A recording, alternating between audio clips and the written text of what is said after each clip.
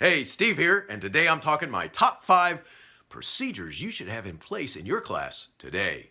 Well, first let's discuss procedures. Procedures are the way we do things, and procedures become routines when we do them over and over and over again.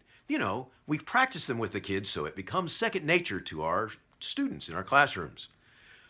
Have you ever read Harry Wong? The guru of classroom management?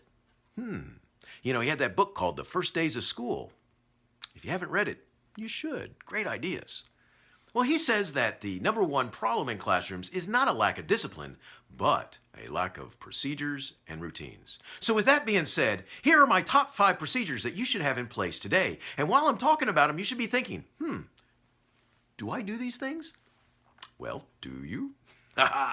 So, I have 5 of them. 1, 2, 3, 4, 5.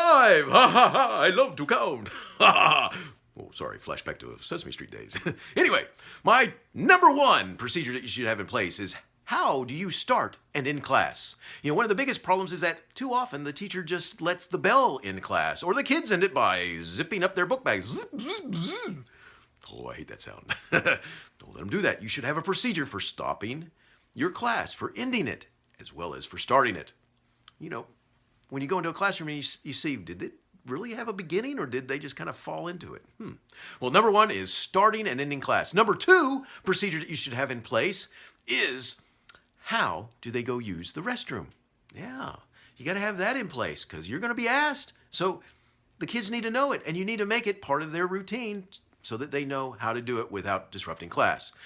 Number 3 procedure that you should have in place is transitioning between activities. You go from a learning center activity to a whole group instructional strategy, or you've got to transition to the library or something like that. So number 3 is transitioning. Number 4 procedure that you need to have in place, that you need to teach the kids and you need to have it in place today, is what do I do if I'm absent? How do I get my makeup work? And the number 5 procedure that you need to have in place today is dun, da, da, da, da, da, da, da, da, da, da, number 5. I digress.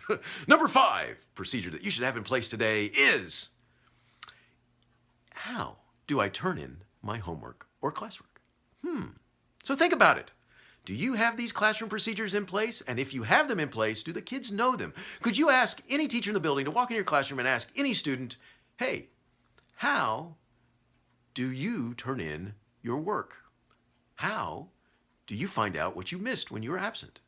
Think about it. Could a student tell somebody else who's not in your classroom every day how you start or end class? My top 5 procedures that you should have in place today. Thanks.